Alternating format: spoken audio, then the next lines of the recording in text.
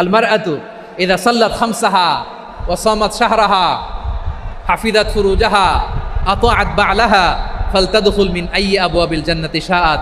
বিশ্বনবী বলেন, ও রমণীরা, ও নারীরা, যে সমস্ত নারী এই 4টা কাজ করবে, এই 4টা কাজের গ্যারান্টি দিবে, তাদেরকে জান্নাতের 8টা দরজার গ্যারান্টি দেয়া হবে।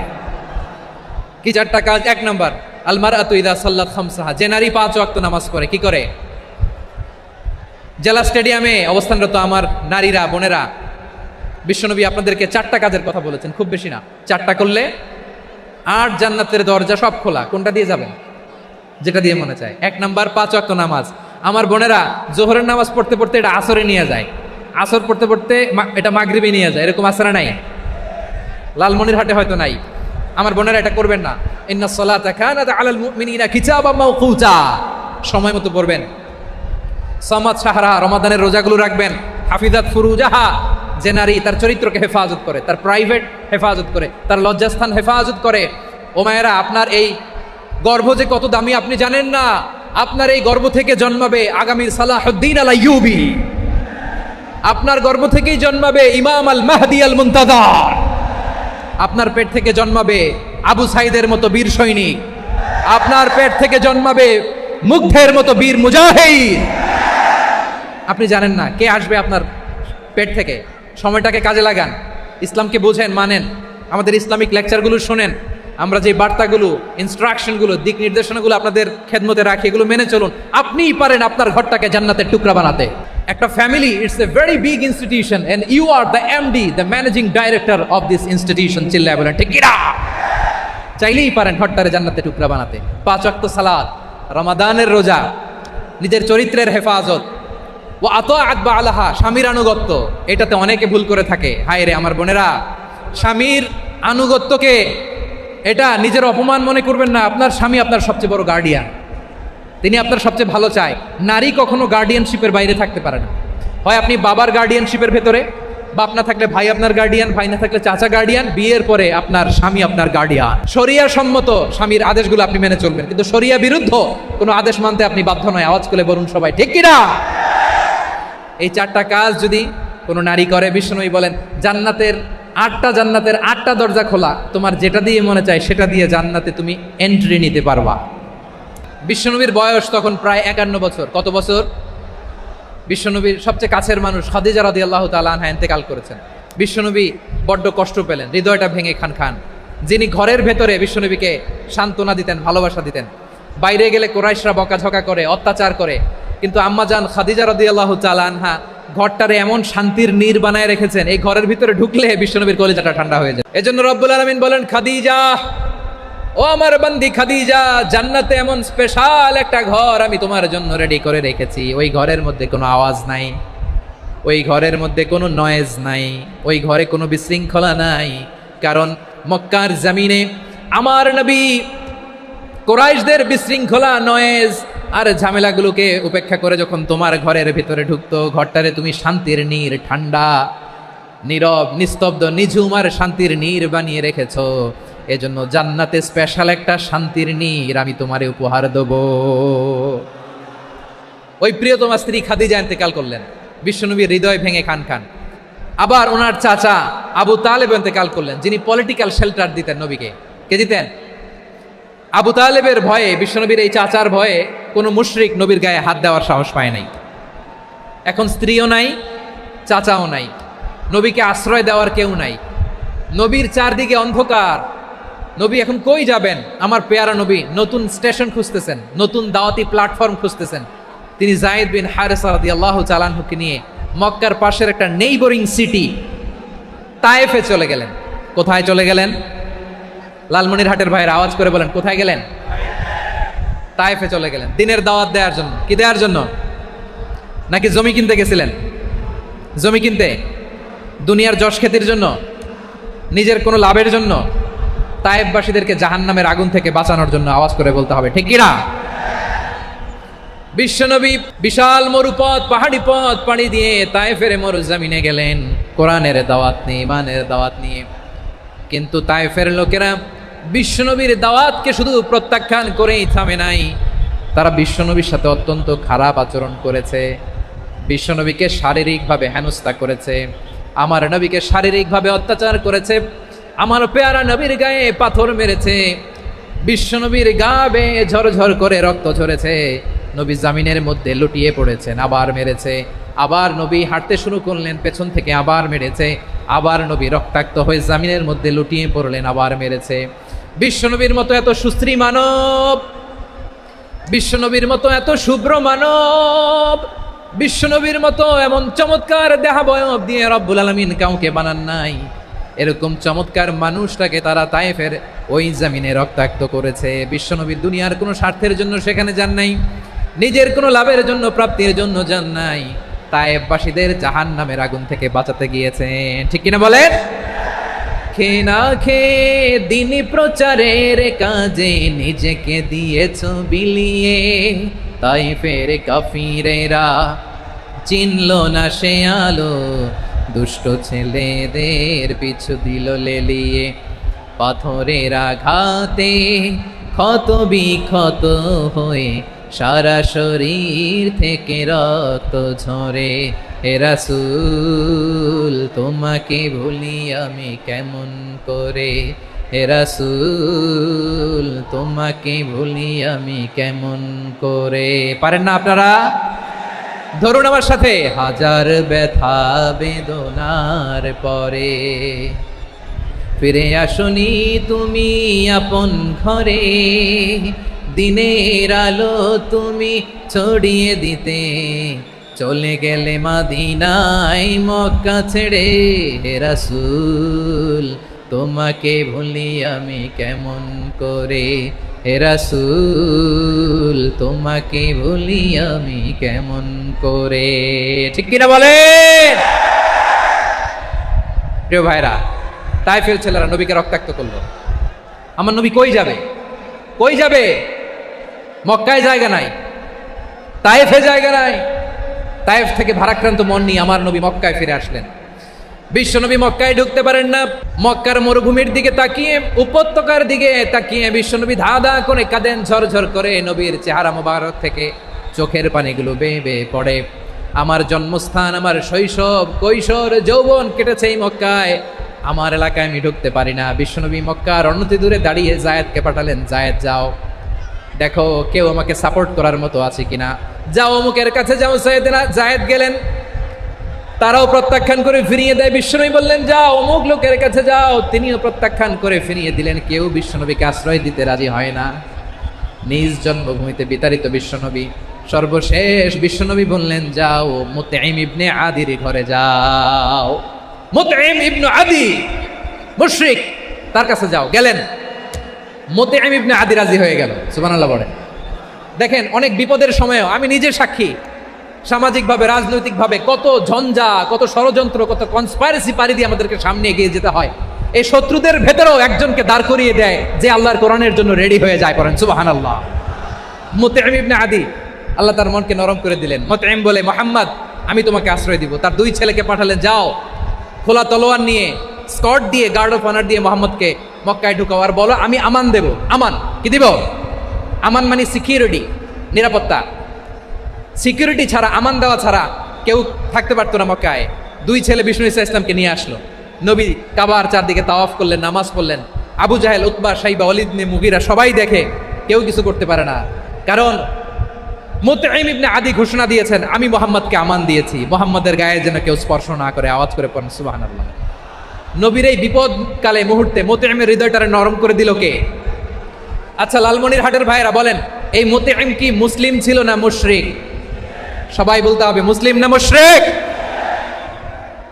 তাহলে মুশরিকের কাছ থেকে নবী পলিটিক্যাল অ্যাসাইলাম, আধুনিক রাষ্ট্রবিজ্ঞানের ভাষায় পলিটিক্যাল অ্যাসাইলাম, যেটাকে বলে রাজনৈতিক আশ্রয়, ওনার আমান বা নিরাপত্তার এই ঘোষণায় তিনি মক্কায় ঢুকলেন। যতদিন নিরাপত্তা ছিল ছিলেন। মুতঈম যখন মারা গেল, বিষ্ণু ইসলাম হিজরত করে মদিনায় চলে গেলেন। সুবহানাল্লাহ। কিন্তু মুতঈম যে বিশ্বনবীর উপকার করছে এটা বিশ্বনবী ভুলে নাই।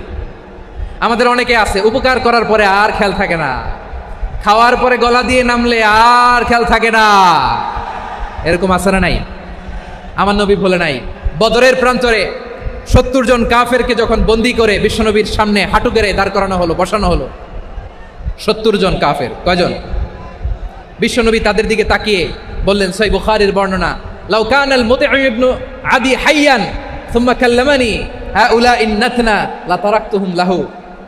বদরের প্রান্তরে 70 জন বন্দী কাফিরের দিকে তাকিয়ে আমার নবী বললেন, আজকে মুতঈম ইবনে আদি যদি বেঁচে থাকতো আর তোমাদের 70 জনের ব্যাপারে যদি মুতঈম এক বাক্যে একটা সুপারিশ করতো, তার সম্মানে আজকে তোদের সবাইকে আমি মাফ করে দিতাম। সুবহানাল্লাহ। নাই ওই যে চিল্লাচিল্লি যে কথা বোঝে নাই, কোন জিনিস মিস করছে ওরা নিজেরাও বোঝে নাই। বিশ্বনবী মুতঈমের এই সাহায্যের কথা বলে নাই।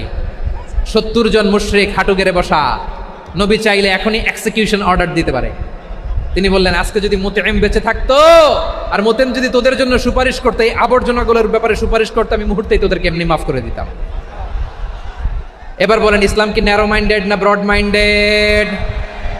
শুধু তাই নয়, যাকে যে সম্মান দেয়ার আমার নবী দিতেন, হোক আস্তিক হোক নাস্তিক, হোক মুসলিম হোক অমুসলিম। বিষ্ণু ইসা ইসলাম যখন রোমান সম্রাটের কাছে চিঠি লিখেছেন, আমার প্রিয় লালমনিরহাটের ভাইরা, অল্প কয়েক মিনিট কয়েকটা জরুরি কথা বলবো। এদিকে তাকান, এদিকে তাকান। রোমান সম্রাটের কাছে বিশ্বনবী যখন চিঠি লিখলেন মিন মুহাম্মদ রাসূলিল্লাহ ইলা হিরাকলা আযীমির রোম। মুহাম্মদের পক্ষ থেকে হিরাক্লিয়াসের কাছে, যিনি হচ্ছেন আযীমির রোম। এটা নবী নিজ থেকে বানায় লিখছেন, অতিরিক্ত সম্মান দিয়ে। কোন রাষ্ট্রপ্রধান যখন আসে তাদেরকে আমরা কি বলি জানেন? তার নামের শেষে HE এটা লিখতে হয়, H.E. মানে হিজ এক্সেলেন্সি। কি লেখে? হিজ এক্সেলেন্টি, অথবা ইউর হাইনেস, ইউর ম্যাজেস্টি। দেখেন, বিশ্বনবী সাল্লাল্লাহু আলাইহি ওয়াসাল্লাম সব নবীদেরও নবী। তিনি একজন মুশরিক খ্রিস্টান সম্রাট, রোমান সম্রাটের কাছে চিঠি লিখতে যায়, লিখতেছে ইলা হিরাকলা আযীমির রোম। হিরাক্লিয়াসের কাছে আমার চিঠি, যিনি রোমের আযীম, হিজ হাইনেস, মানে রোমের অনেক সম্মানিত এক বাহাদুর। আওয়াজ করে বলেন সুবহানাল্লাহ। তার মানে যাকে যে সম্মান দেয়ার, এটা বিশ্বনবী দিতেন। এমনকি যে ইহুদিরা ভালো ছিল, এই ইহুদিদেরও প্রশংসা করেছেন বিশ্বনবী মুহাম্মদুর রাসূলুল্লাহ সাল্লাল্লাহু আলাইহি ওয়াসাল্লাম। এক ইহুদির প্রশংসা করেছেন বিশ্বনবী। ইহুদির কার? আমি তো আমার ভাইয়ের প্রশংসা করি না, আমি তো এক আলেম আরেক আলেমরে স্পেস দেই না, আমি তো এক দায়ী আরেক দায়ীর সাথে বসতে চাই না। আমার নবী ইহুদির প্রশংসা করে। কার প্রশংসা? ওই ইহুদির নাম ছিল মুখাইরিক। সিরাত গ্রন্থ ঘাটলে পাবেন। তিনি বলেছেন, মুখাইরিক খাইরু ইয়াহুদ, Mukhayriq is the best of the Jews. জুইশদের মধ্যে সে সবচেয়ে ভালো। কেন প্রশংসা করলেন তার? এর কারণ মদিনা চার্টারে কথা ছিল সব ধর্মের মুসলিম মুশরিক ইহুদিরা মিলে মদিনাকে রক্ষা করবে। কিন্তু 3য় হিজরিতে যখন উহুদের যুদ্ধ শুরু হলো, সবার কথা ছিল যেই আক্রমণ করে আমরা মদিনাকে বাঁচাবো। কোন শহরকে বাঁচাবো? মদিনাকে। কিন্তু কুরাইশরা যখন অ্যাটাক করলো, ইহুদিরা আর আসে না, ইহুদিরা আর বেরোয় না। বিষ্ণু বললেন, ওহে ইহুদিরা, তোমরা না চুক্তি করলে আমার সাথে যে মদিনা বাঁচাতে সবাই ঝাঁপিয়ে পড়বো, আসো। একটা ইহুদিও বেরোয় না, কেউ আসে না সেদিন, একজন ছাড়া। তার নাম মুখাইরেক। তার নাম কি? মুখাইরেক বাহাদুরের মতো ঘোড়সাওয়ার হয়ে বেরিয়ে গেলেন এবং বললেন, গোটা ইহুদি সাম্রাজ্যের একজনও যদি না আসে, আমি মুখাইরেককে কেউ ঘরে আটকে রাখতে পারবে না। বেরিয়ে আসলেন, এসে বললেন, আমি মুহাম্মদের পক্ষে যুদ্ধ করব। আমি মারা গেলে আমার সম্পদ আমার উত্তরাধিকারীরা পাবে না, আমার সম্পদ তোমরা মুহাম্মদকে দিয়ে দিবা। সুবহানাল্লাহ বলেন। উহুদের ময়দানে 70 জন মুসলমান শহীদ হলো। এই ইহুদি, সেও মুসলমানের পক্ষে যুদ্ধ করে নিহত হলো। সুবহানাল্লাহ বলেন। মুসলিমদের লাশ যখন নিয়ে আসা হলো, এই মুখাইরিকের লাশও নিয়ে আসা হলো। মুসলিমদের লাশের পাশে মুখাইরিকের লাশ দেখে বিশ্বনবী মুখাইরিকের প্রতি অনেক খুশি হলেন। আর বিশ্বনবী খুশি হয়ে বললেন, মুখাইরিক খায়রু ইয়াহুদ। মুখাইরিক, যদিও তুমি ইহুদি, তারপরেও তুমি সব ইহুদিদের মধ্যে সেরা ইহুদি। পড়েন সুবহানাল্লাহ। আমার নবী ইহুদিকেও সম্মান দিতে কার্পণ্য করে নাই। আওয়াজ করে বলেন আল্লাহু আকবার। প্রিয় ভাইরা, এবার সর্বশেষ আওয়াজ করে বলেন, ইসলাম কি ন্যারো মাইন্ডেড নাকি ব্রড মাইন্ডেড? সবাই বলেন, ন্যারো মাইন্ডেড না ব্রড মাইন্ডেড? এজন্য অমুসলিম হইলেই তারা আমাদের শত্রু নয়। শত্রু কারা? এই লালমনিরহাটের ভাইয়েরা শোনেন, শত্রু কারা? যে সমস্ত অমুসলিম আমাদেরকে নিশ্চিহ্ন করে দিতে চায়, যে সমস্ত অমুসলিম আমাদের ভূখণ্ড থেকে আমাদেরকে তাড়িয়ে দিতে চায়, যে সমস্ত অমুসলিম আমার ধর্ম নিয়ে তুচ্ছতাচ্ছিল্য করে চিল্লায় বলেন ঠিক কিনা, তারা আমাদের শত্রু। সাধারণ অমুসলিমরা আমার শত্রু নয়। এই যে হিন্দুরা থাকে, এরা আমার ভাই, বৌদ্ধরা আমার ভাই, খ্রিস্টানরা আমার ভাই, ইহুদিরা আমার ভাই। তারা দিনী ভাই নয়, তারা মায়ের পেটের ভাই নয়, তারা মানবিক দিক থেকে ভাই। ও মানুষ, আমিও মানুষ, ইসলাম মানুষকে সম্মান করে, চিল্লায় বলো ঠিক কি না? যারা আমাদের অস্তিত্বকে নিশ্চিহ্ন করতে চায়, যারা আমাদের ভূখণ্ডকে দখল করতে চায়, যারা আমাদেরকে নিয়ে মকারি করে, ফান করে, টিটকারি করে, আমার ধর্ম নিয়ে খেলা করে, তাচ্ছিল্য করে, ওদের বিরুদ্ধে আমাদের জিহাদ।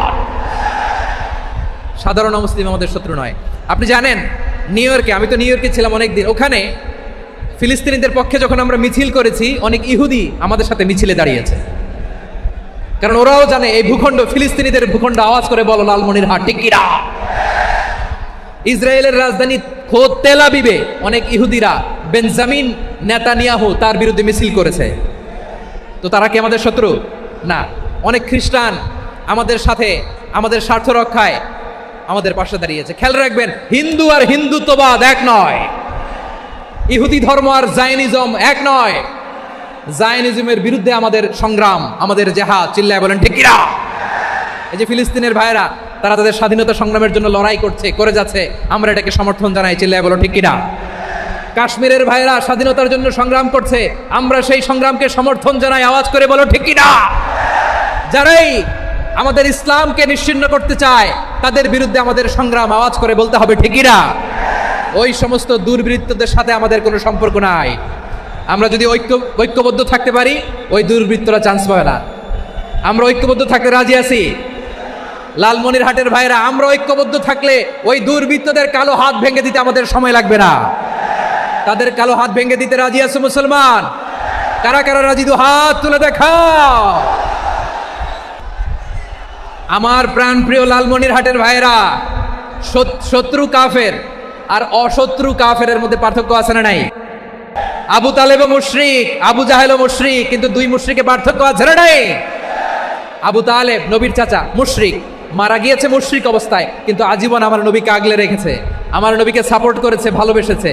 আবু জাহেল মুশরিক, মারা গিয়েছে মুশরিক হিসেবে, আজীবন আমার নবীর বিরুদ্ধাচরণ করেছে।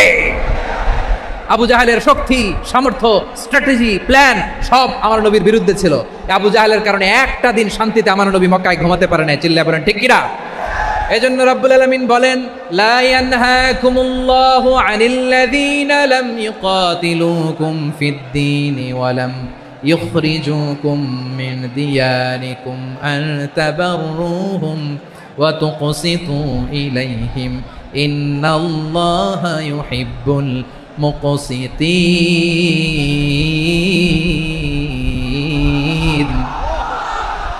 আল্লাহ বলে, গোলামেরা শোনো শোনো, যে সমস্ত অমুসলিম তোমাদের সাথে ধর্মযুদ্ধে লিপ্ত হয় না, তোমাদের বিরুদ্ধে যে সমস্ত অমুসলিম অস্ত্র ধরে না, যে সমস্ত অমুসলিম তোমাদেরকে তোমাদের জন্মস্থান থেকে, ভূখণ্ড থেকে তাড়িয়ে দেয় না, তাদের সাথে ভালো আচরণ করতে আমি আল্লাহ নিষেধ করি নাই। তাদের সাথে সদাচরণে কোনো নিষেধাজ্ঞা নাই, বরং তাদের সাথে সদাচরণ করো, এটাই আমি আল্লাহ চাই। তাহলে আমার যে অমুসলিমরা আমাদের সাথে শত্রুতা করে না, তুচ্ছতাচ্ছিল্য করে না, আমাদের ভূমি থেকে আমাদেরকে উচ্ছেদ করতে চায় না, আমাদের বিরুদ্ধে অস্ত্র ধরে না, ওই অমুসলিম ভাইদের সাথে আমাদের কোনো দ্বন্দ্ব আছে? কোনো বিরোধ আছে? বরং আছে ভালোবাসা। বরং আছে কি? এই ভালোবাসা দিয়ে আমরা বিশ্ব জয় করবো। রাজি আছে মুসলমান? আমাদের পুঁজি ভালোবাসা। আমাদের পুঁজি কি?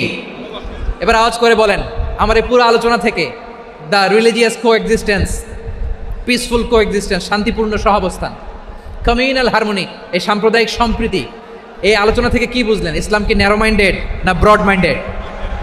এই ব্রড মাইন্ডেড হৃদয় নিয়ে, ভালোবাসা দিয়ে আমরা বিশ্ব জয় করতে চাই। রাজি আছেন? আল্লাহ কবুল করুক, আমরা সবাই পড়ি আমিন।